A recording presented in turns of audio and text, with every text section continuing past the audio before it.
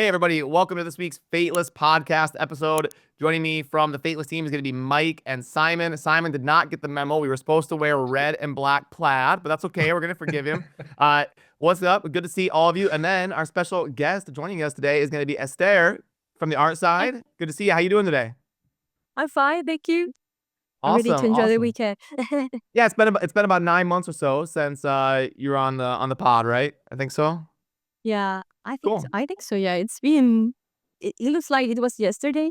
Yeah, great. We figured we'd do a podcast here and catch you up on some of the art direction type stuff. So I'm gonna pass it on over to Simon to get us kicked off here.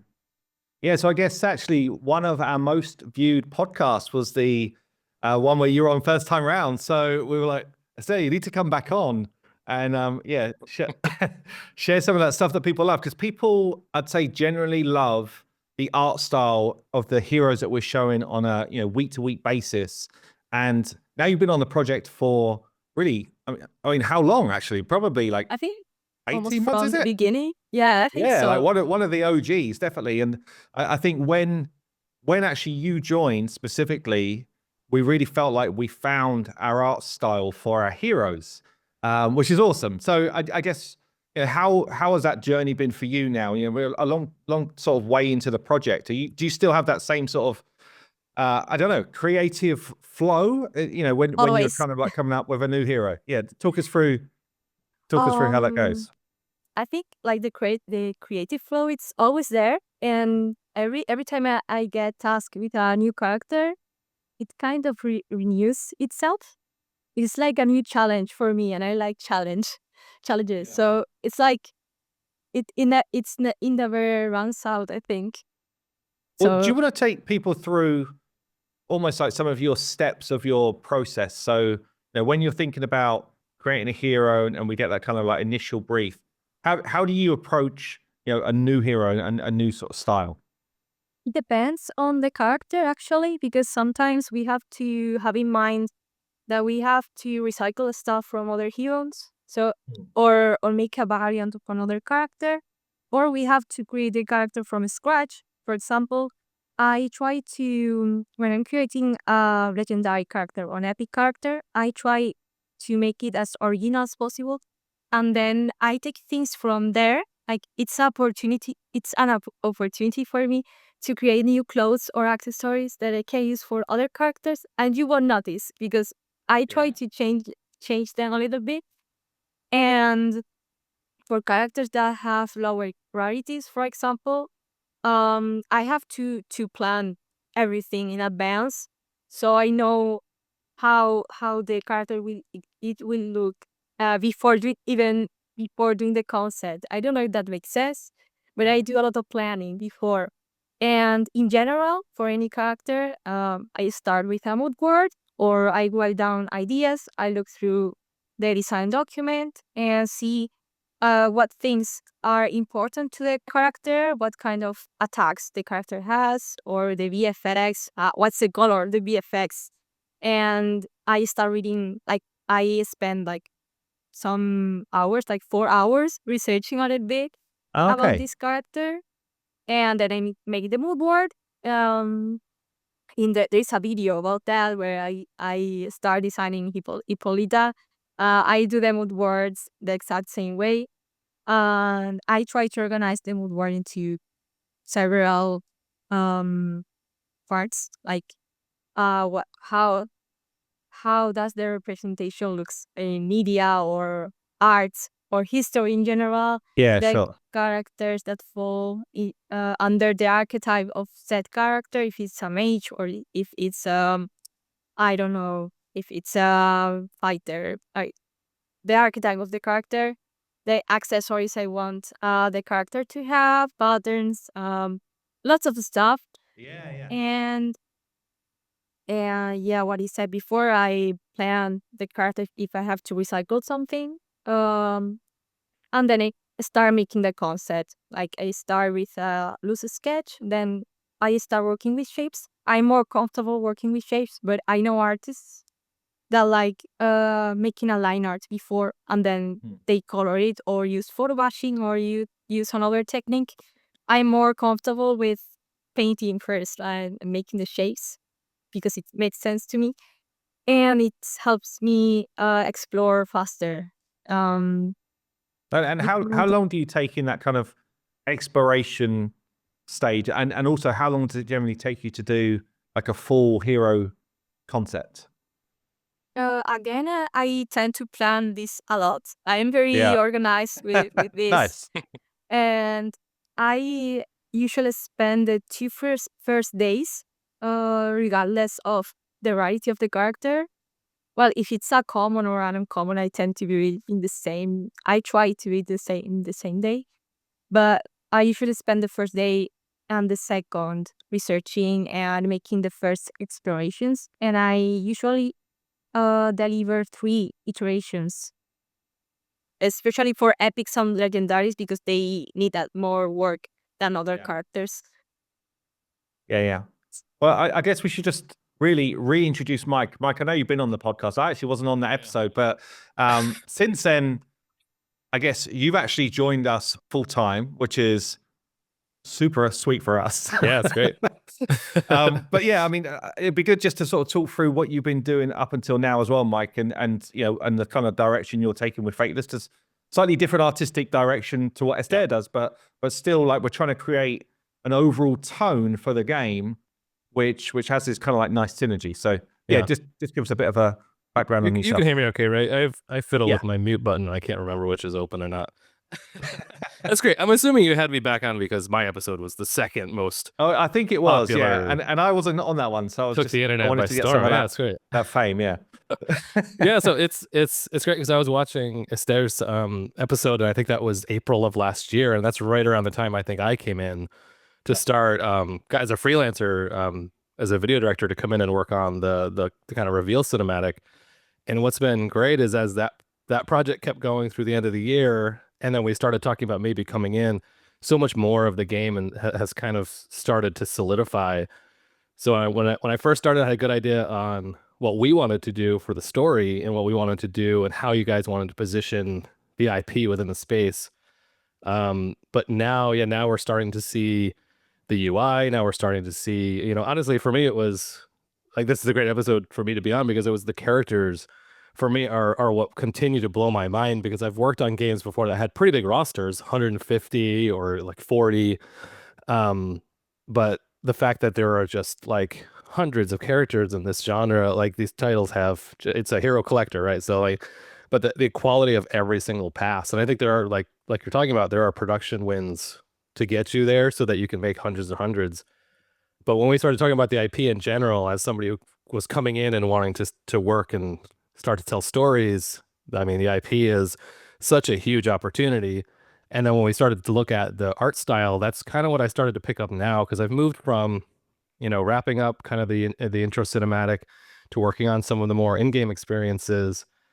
And the tone was the biggest thing that we really wanted to nail. And I think the art for me is really helping to drive that. I think, you know, we can react to the maturity, we can try to hit the right tone. But what we talked about, this idea of it being heroic and mature, and you know, we mentioned all the references from Elden Ring to Lord of the Rings to Game of Thrones, and you know, but it's cool because I think, you know, I'm coming from highly stylized, high fantasy IPs in my background. What's been really interesting about GodForge is how much the art direction continues to be refined and the processes continue to be refined. And that's all of the character stuff is just super inspiring, and you start putting all that together, and now I think we're really starting to drive towards a tone that's gonna feel really cool and resonate with you know, this target audience. Yeah, for sure. I think so the cinematic, for those watching, is actually finished at this point. We're just doing like absolute final polish, but basically it is done. And we're doing a big reveal actually at GDC. So that's going to be real soon. And then the rest of the community will get the reveal as well. But personally, that was probably the most fun thing that I've worked on like ever to get that cinematic done. It's super fun to do. But yeah, sort of coming back around to that kind of like tone piece is interesting, because when Esther does a mood board, and sometimes I'll share it with the community, and there's just kind of like images from like both history but also from games, And it's kind of cool to see the community react. It's like, oh yeah, that's that one from Diablo, and that's the one from League of Legends, and that's like an Elden Ring type vibe. So it's interesting to see the sort of crossover between the work that both Mike and Esther are doing, even though it's in completely different parts of the game. But yeah, I mean, so I guess, Mike, how do you go about, I guess, solidifying and driving a tone when it comes to some of like the cutscene type stuff that we're doing? Well, what I liked about the project, the cinematic project, was that you guys always kind of knew what GodForge was. I think there's kind of this thing that can happen where it's like you're in a space and then you look at the popular games and then you try to figure out how to basically be a version of a popular game, or how are we all of them in certain ways, and then you kind of have this tone that isn't unified, this look that isn't unified, and it just doesn't feel like it's anything. And I think, like when we started talking about tone, it's just as much about like, what aren't we? Like, we talk about we're Lord of the Rings movies, but we're not Lord of the Rings books, because that's like the just slightly same genre, same character, same story, but different tones. We were talking about like, who's our narrator? Like if our narrator is Lady Galadriel, that's one IP. If our narrator is Deadpool, that's a very different IP, even though it's the same world, Yeah. So yeah, I think we start by just finding, in and out of games. We talk about books and shows and movies that and why we like them. And that's how I've always approached my creative work is, I wish I could just be like, yeah, this is exactly what it is. I just try at the beginning of a project to throw a bunch of stuff that feels like it feels right. Like it feels right for GodForge, the story we want to tell, how we want it to receive. Like in this game, like we want the lore to be taken seriously, because it can feel optional if it's just kind of like just there in a mode and you can skip it and with no consequence.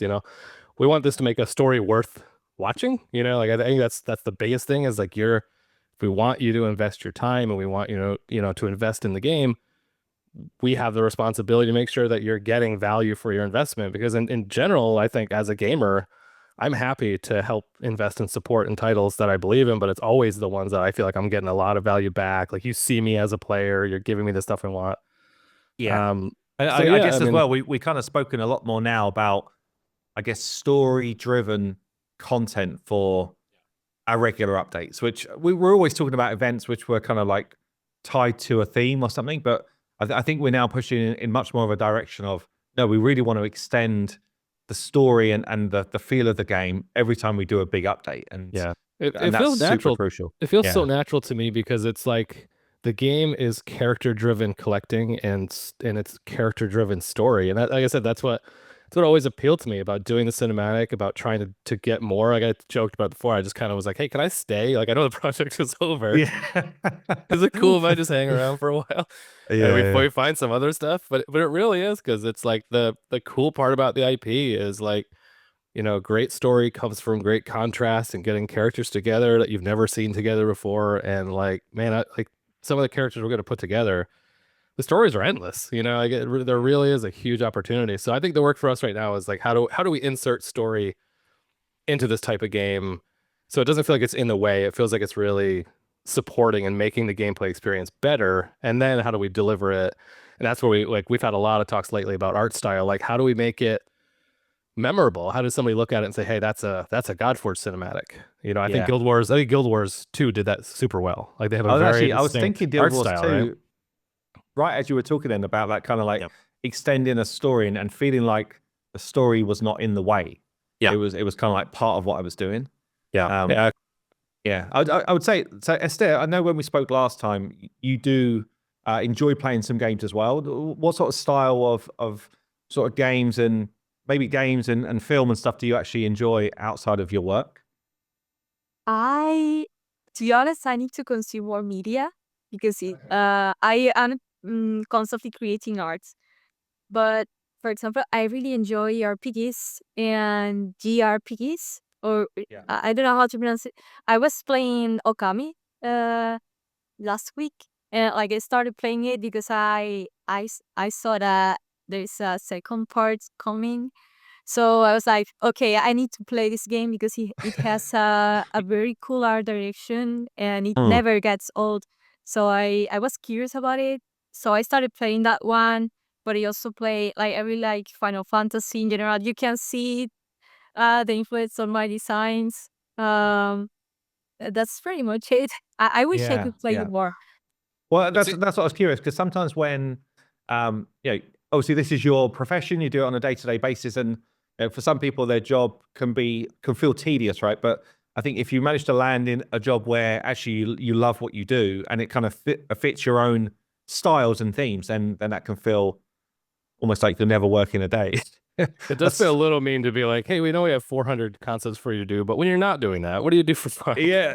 I was just like, does it like tie in? But I guess now we're in a position where we've got a number of factions that you've worked on. I think when we first spoke, probably you'd only worked on a couple of the factions, really.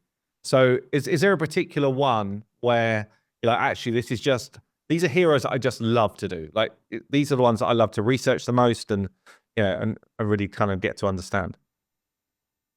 I mean, it depends on the specific character and on the faction. But Okay. for example, the one I'm working on right now, it's my favorite one of all the heroes that are. I won't say anything. I was I gonna say have a Simon's fun getting fact about. nervous, over there. No, I mean, giving- if you wanna call out maybe the faction of it. I know that we've got people in the community that they're always guessing and often get it right. Honestly, I'm just kind of like, how, like, they're better detectives than I am, that's for sure. But yeah, like, which faction are you working on right now? Ecker. Yeah. But I have a fun fact about this one because it was something happened when before I started working on this character. I didn't know I wanted to do this character, but I didn't know I was gonna work on it like soon. And last week I dreamt that I designed this character. Like I remember it vividly, like step by step, all the colors, the hairstyle, everything. And then I woke up to a message telling me, okay, you have to design this character. I was like, okay. So have you designed it like you saw it in the dream? yeah, actually the version that was chosen, it's the closest to what it read. It's a sign. So, yeah, it's a sign. It was like, what happened?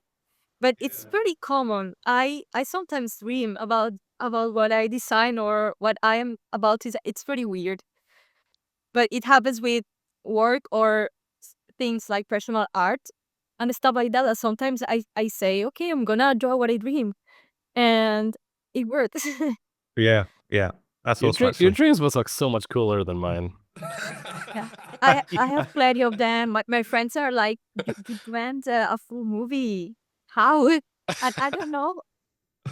That's awesome. Simon, I heard you say earlier, is this new information that the cinematic's getting officially leaked to everybody at It GDC? might be new. I don't know. Because I know people are forgotten going to be what down I've in the said. comment section asking, when is this? Where is this? But yeah, GDC is going to be the week of March 17th. So coming up semi soon. And Simon confirms here that is when you will see the GodForge cutscene cinematic. Well, I don't know if I'm meant to say this, but I'm going to say it anyway. So we've actually got like a launch party with a couple of our kind of like partners, and we're going to have Justin Khan, who was the founder of Twitch. He's actually going to be DJing at this party.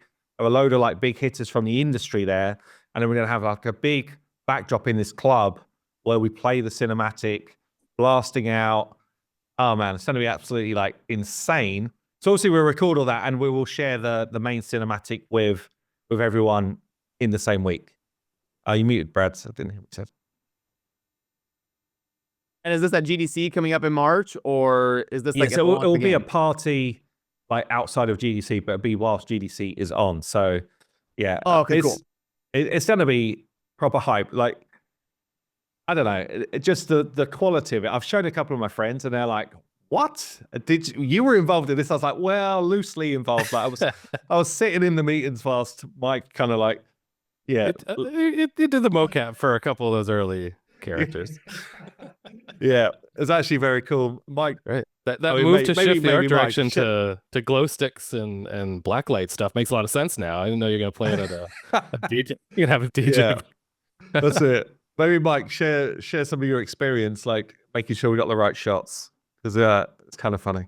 Yeah, I mean, I think when you had Mark on, Mark Austin, he was talking about this one was interesting because every shot was a poster, and I don't know if that's just part of me doing this work with games, and so much of what I've done is character reveal. Like it's such a big moment because I just think seeing a character that you play, avatar or 3/4 camera or whatever, like this, the games are, what I love about games that everybody loves is that it's immersive, and part of being immersed is feeling like you are, or you're becoming, this character or this world. That's what I love about cinematics, because there's the line we have to walk between, well, the cinematics can't be completely devoid of any kind of logic from the game. The best comments are like, "Wow, this is exactly how I thought they'd use that ability in the real world. That's really cool. It's still appropriate. It still feels like the character."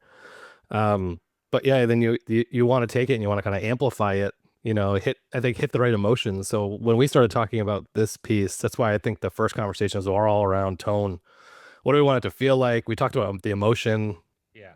And then some of the challenges to that emotion, like because you have to structure it a certain way in certain times and all that. So yeah, I think the piece developed. I think when we found shots, we knew this is a character centric thing. Characters were what we want to push. So every character moment, every character reveal, we tried to, whether it's trying to make them look imposing and dangerous, or we want to, this is a character we want the player to connect with more, so we're going to treat them a little softer and make them more relatable, and their expressions are going to be a little, a certain way. But it really does. I think it's like, when we find our shots, it's like we want to have a mix of, we talked about posters. There's like, as we're doing storyboards, we're literally calling like that's a poster and that's a poster, and not like like it won't work, but it's like we want to make sure everybody has their moment, so that we kind of did that, and then it was just kind of cutting it together. But I will say, like, at some point I hope we get to see or put out the boards that Lanny did with the animatic, with the final, because I don't know if it's just my process or working with somebody like him who thinks so cinematically, but it really didn't change much, which is super rare. Definitely. We had to adjust some things, like we get real shots in there, but he was able to nail a lot of what we were talking about visually, and it translated so nicely that it made that part of the project easy. I think we maybe lost a couple of shots, but yeah, we pumped it up, and it's definitely a cool intro to the tone of the game and a couple of the characters and kind of the general conceit. But, yeah. cool. I actually think that kind of like, here's our initial, like you say, the sort of thumbnails initially of these are the shots that we want to get, through to the finished piece. But then there's that bit in the middle as well where, you've got you dressing up Mike, taking pictures of like, this is how I want someone to hold this weapon, and making sure that the guys really understood the kind of like piece. So absolutely being immersed in this kind of like, I guess it is basically an artistic piece, right? Ultimately, a cinematic is like, are we getting the right type of visual style? Are we getting the right type of feeling coming back from the shots? And that's the biggest thing. I think it's, there's so much on how do we evoke emotions, because sometimes you take a game and the gameplay doesn't translate one-to-one cinematically. You can take the game, make it super high fidelity, but playing it feels different than just watching it. And I think the goal with cinematics and this one was, how do we have more of a passive experience where you're watching it, but you're feeling what we want you to feel when you're actually. So when you come across a boss and it seems really imposing and dangerous, how do we do that? How do we make the stakes of the world feel huge? That's something that building up the context for the gameplay is something that cinematics can do super well, which is kind of a constraint in game. Is a lot of things are implied, a lot of world building and a lot of that character and history stuff is implied that we actually get to roll out. And that's where I'm saying that adds to all of the gameplay. It makes it feel more impactful, and it reinforces the pillars of the brand and the game that we really want people to get. So yeah, I think I'm happy with it. I think it hits the tone. And honestly, after doing that and then putting it next to a bunch of the other things in the game, which is why we kind of circled back and we're looking at how we're doing other storytelling in the game and trying to kind of maybe adjust that a little bit now. Because like I said, the the tone is starting to come together, and the things that are maybe slightly off are now starting to become a little bit more clear, which is great because now, there's so many things going, but when it all comes together, I think it's going to feel really cohesive and cool. Yeah. I was going to say to Esther, actually, so now we're starting to see a lot of the heroes go from your initial concepts being made into 3D, starting to be animated with like the visual effects and stuff as well. I guess, I don't know, do you find that your vision starts to become molded into someone else's vision?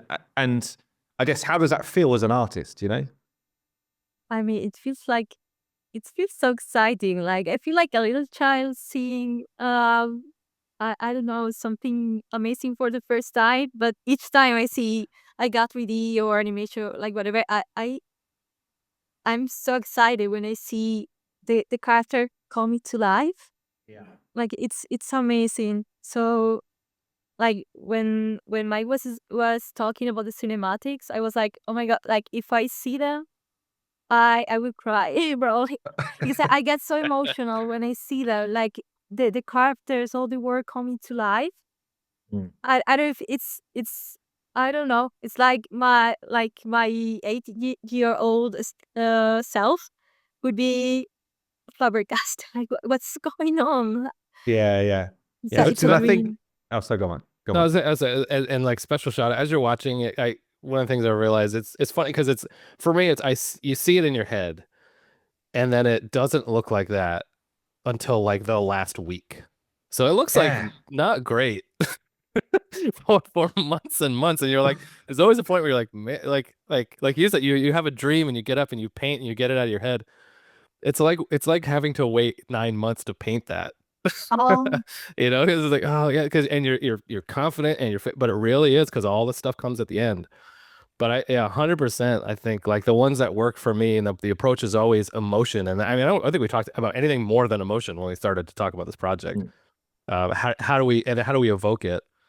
And I'd I'll shout out the song by Serena. Oh yeah, so good. And the sound design and mix by Norbert. Because it's the stuff that I think everybody looks at, and they look at the fidelity, and they look at, the characters and shots.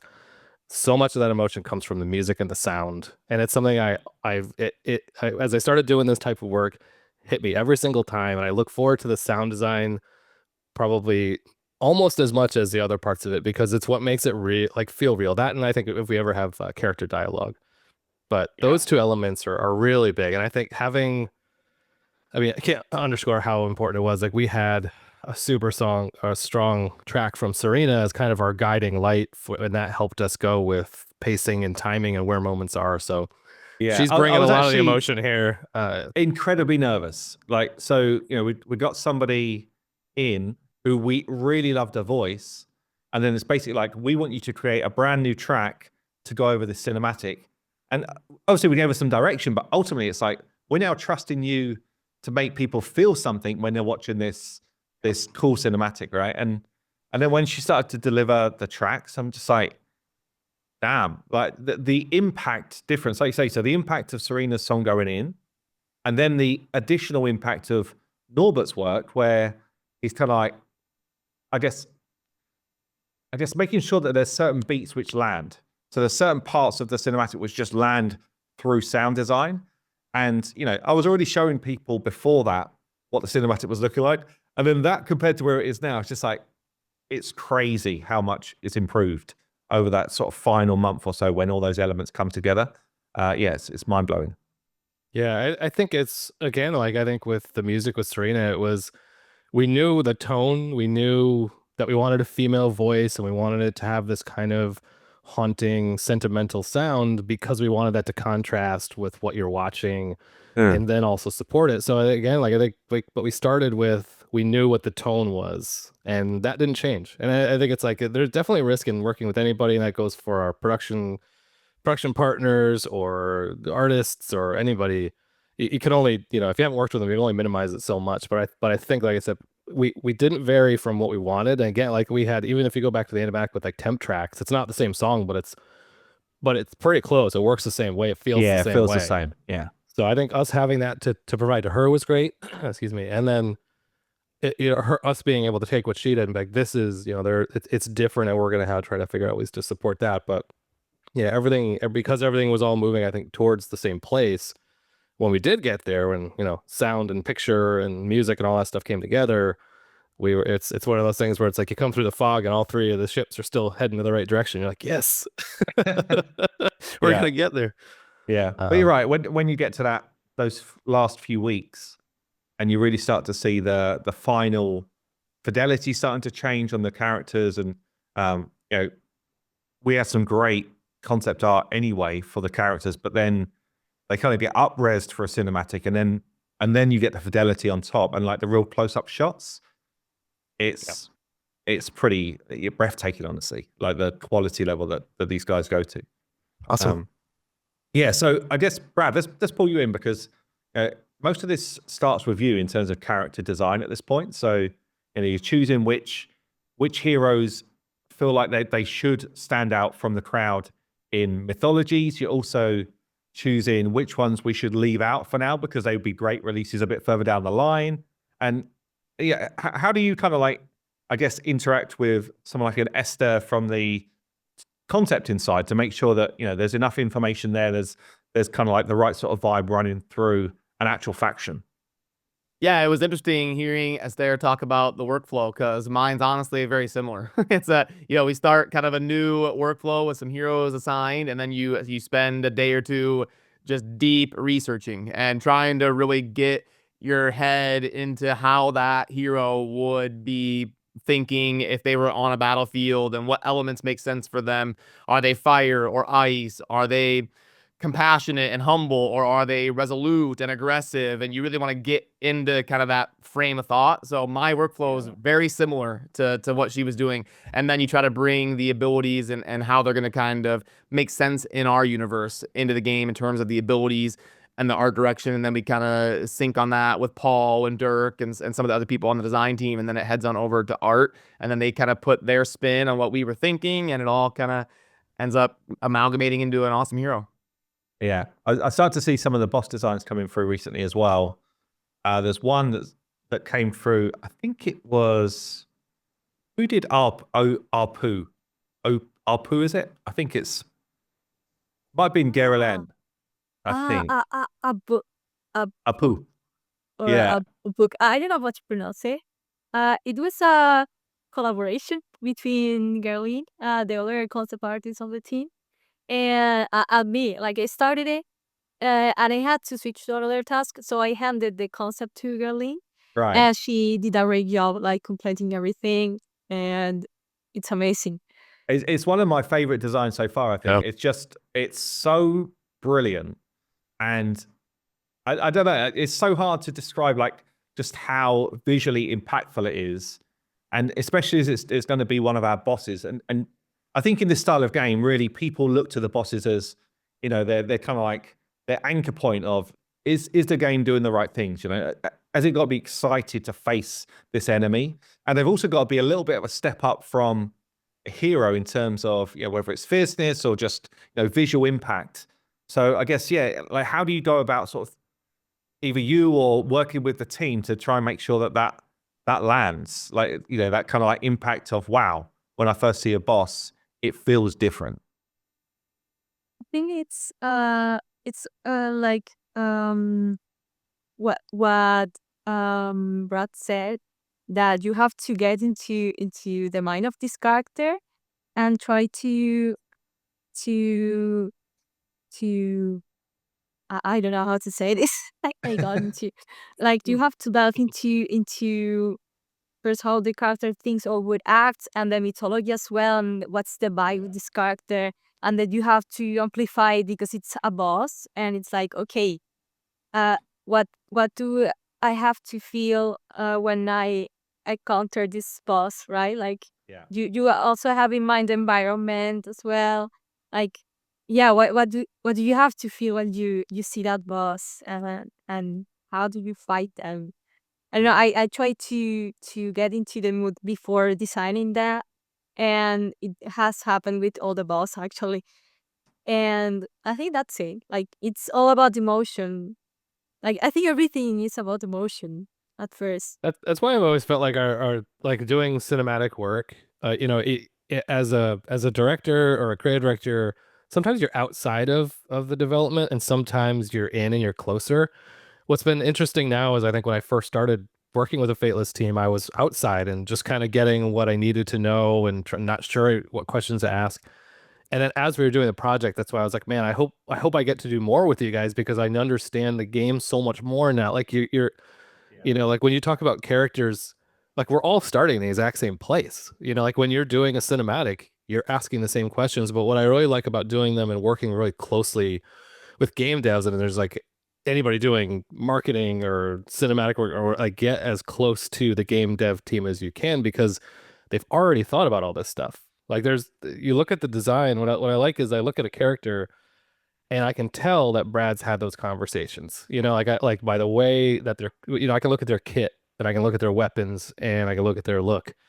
I can tell Sarah's had that conversation because I can tell by the overall design and the the regional influence, and then I can take those and be like, okay, great. What I have is basically to take that baby and free it from the bounds of the game and be like, like, because in your head that's a real character that's in a world that's living, and that's what's so awesome about I think what we get to do in the cinematic takes is like we get to really birth the full form of these characters, and it works when it feels authentic because you have to talk to Esther and you have to talk to Brad, you have to, like, they've already had those conversations, but that I love is like so many game characters are so fully fleshed out. I'm not sure everybody gets that. I think they just think it's a visual design and a kit.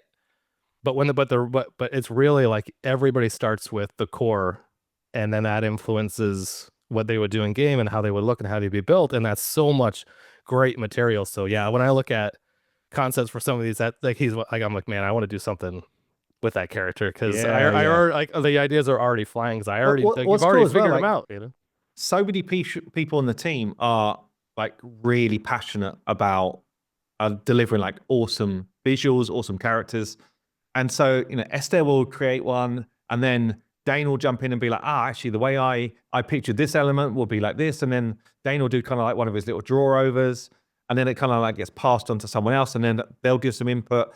And then you eventually sort of loop it all the way back round to the final design. And you're like, damn, like the first one I thought looked great. But you get to that final piece, you're like, when everyone's kind of given that input, and it just ups another level. And I think because everyone's so passionate about just delivering awesome, honestly for me it's just awesome pieces of art, which we then get the kind of like the joy of actually turning into a real thing in the game. But for me in isolation, I would just have the art on the wall, like because that's what I love. Honestly, I love the character, and it's also one of the things I loved about the cinematic is I love the kind of like the vision of it all coming together.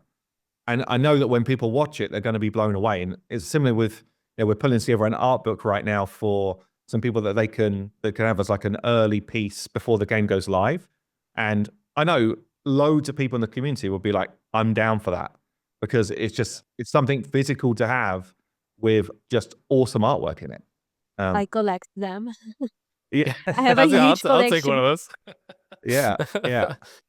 It's I remember when it's like through your lens, right? Like I think like when I'm dreaming about characters, I dream about them as like a story, as like a cinematic. Like that's and I think part of my background being art, what helps is you can visualize that concept.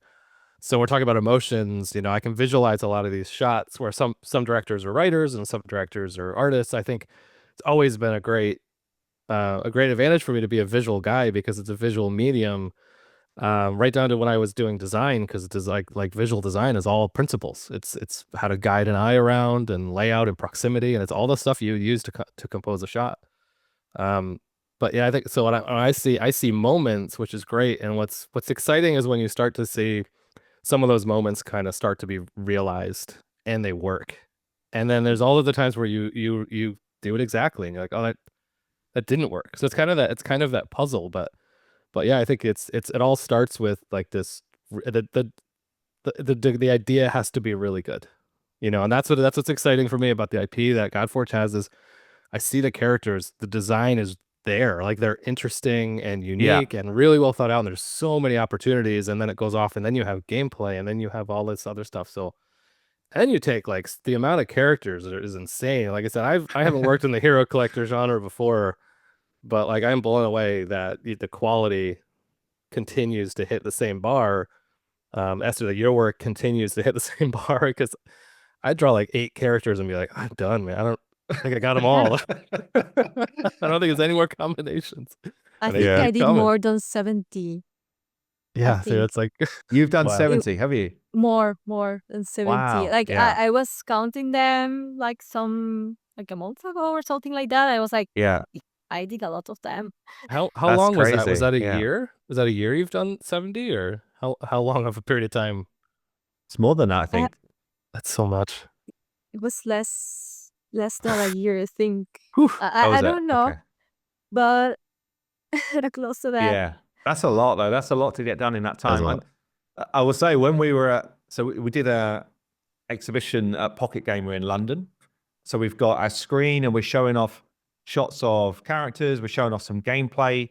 And we were actually quite close to a coffee area.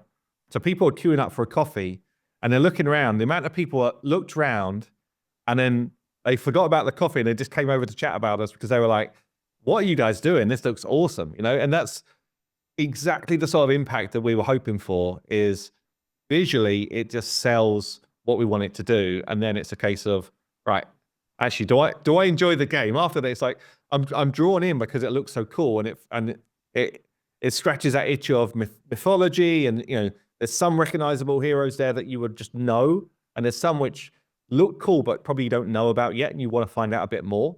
And then it's a case of, right, and do I enjoy the game as well? So yeah, it was just so amazing. Like, the amount of people just queuing there for a coffee, and these are just people that are from all walks of life, whether it's students that were there, whether it's people that are just in the gaming industry and they're like marketeers or whatever it is. So many people came over for a conversation just to be like, what are you guys building? This looks amazing. So I think that's a testament to the work that's been done. I was saying that the other day. It almost feels like cheating to be like RIP. Like where do we get inspiration for RIP? Just every character in everything always. Yeah. just pick the best hero. Like it's you put your own cool, authentic spin on it with your style, and you get it in game and all that. But it really is, like I said, it is so endless with the combinations of characters you're gonna get and the stories we could tell with it. You know, like I said, for somebody who wants to come in and help out that and do that work. I mean, like it's really I think I love the characters that are interesting visually that I have not heard about even more, because it's you just assume it's a really rad concept, and then you look at it and there's a whole history there, there's a whole culture there. Like it's super interesting. There's some amazing characters out in the world that I've never heard of that I'm seeing for the first time. I think that's not a history lesson, but that is part of the cool part, I think, about the IP for me is like I said, you're basically pulling all the coolest stuff from all time. Yeah. It's a pretty good. And then you've got some which kind of have this crossover, don't you? So there's a number of sun gods from different mythologies that we're trying to depict all in a slightly different way, and and gods of death and gods, like all these different kind of like themes that run through the different mythologies, but they've all got a very different take on it and a different, almost like when you're looking at a faction as a whole, you still need to be able to say, actually, yeah, that's part of that group, even though they've got their own kind of like individuality as well, which I guess from your point, Esther, must be quite a challenge, is making sure that there is that kind of like those current consistent themes running through the faction, but still giving each hero their kind of like originality. Yeah. For example, I was thinking about that when I was designing this specific character I was working on, because I didn't want it to look like another faction. So I tried to pick up some visual cues that are related to the entire faction. So like this specific culture has this pattern, or has this type of cloth, or has this type of accessory or element, and I try to incorporate it in every character. So it looks like it's from the faction. As you look at it, maybe you don't know the character, but you know the faction it belongs to. Yeah, Yeah, cool. imagine that's got to be a huge challenge. Like I was thinking about that when you're talking about the different tiers, like when it comes to the rarities, how do you approach? We need a character. Like, yes, we have a faction, but when you look at the roster, like, how do you approach? Like, what are features that make it, the highest of the rarity versus the lowest of the rarity? Because you don't want any of them to look cheap or bad or less thought out. But like when that comes, because it's not like the gameplay kits are wildly different, or there's a bunch of different skins that come with when like some of the other games will do. But yeah, how do you approach that if we say, this concept is kind of a rare and this one is like up at like an epic or legendary level? For example, I have let's say 3 principles for this kind of characters. For example, epics and legendaries have a more complex silhouette than the rest of the characters that are rare or that are uncommon, and also the color palette. Rare characters or characters that are of a lower rarity have a more muted color palette or more reduced, less elements in general. And legendaries, for example, have more VFX than the rest of the characters. They are more flashy, maybe have some stuff floating around. You look at them and this is a legendary. But in general, we try to make them visually appealing, even though they might be a common or a rare, for example. Yeah. But we try to make that differentiation when we make epics or legendaries. Like you see them and they are super complex. They have a crazy silhouette. Yeah, it's awesome because it's not like any of those rules is like, well, we'll do a little less. Because I'm asking because like sometimes these comments will come up and be like, that's a common, like that is the main character of an RPG right there. Yeah. And then it's actually, wild. so sometimes we're tweaking things as things progress as well. So sometimes that's community feedback. I think Hanuman was pushed out as a we showed it to the community and we're like, this is a rare from this faction, and they were like, hold on a minute, that should be like a legendary in terms of the mythology. So we're like, okay, or maybe we go middle ground and go epic. Like we want to be, appreciative of how people feel about these different heroes. Can't have everyone as a legendary, but we can still tweak things a little bit and change kits accordingly. And then we've also got other things where it's kind of like, well, the animators and the VFX artists go in, and we had a couple of examples where I was like, these VFX are not a rare. Like these are definitely the VFX of at least an epic. So again, we're just kind of like, we need to play around with rarity as well, so that it feels right. Like every hero needs to feel that they've got their kind of like spot. And that's kind of end to end. Obviously, it starts with design and goes into concept and what have you, but it actually goes right the way through to game implementation. And I guess all of that wraps back around to you, Brad, in terms of, are the multipliers, right? Like everything has to package together, right, to hit a certain rarity within these games. And actually, it's not quite as easy as people think it is. It's that's the hardest part when we're putting together the hero roster, because you like, gosh, how can we make this person a rare? Like people are gonna be like, what? That's my favorite hero. How are they not and yeah, like you said, we can't launch with 212 legendaries. Like so we have to unfortunately make these tiers, but that is one of the more difficult parts. The downfall of the passionate team you were talking about. Yeah, that's it. And good for the community, by the way, because if they really got together, they could have been like, hey, let's just tell them that this is clearly a common, and then everything's gonna have to scale up from there. Yeah. And I mean, sometimes we have to be like, look, appreciate what you're saying, but someone like a Robin Hood is never going to be a legendary in the game. You're just saying that because Sham's not here. Yeah. Yeah, Simon thinks Robin Hood would be a common. I mean, come on. Common, maybe uncommon, but Why are you dragging Robin into this? He's just minding his own business. I should have left it out. I should have left it out today. No, but I guess we're kind of like getting towards the end of the podcast. So I'd love to know, Esther, do you have a particular boss or hero that's coming up that also kind of fits that can't wait to work on it type of? Come again, sorry? Do you have a certain hero or boss that's kind of like coming up that you can't wait to start on, as a concept? I mean, the one I like the most are really right now. You ask these questions she can't answer.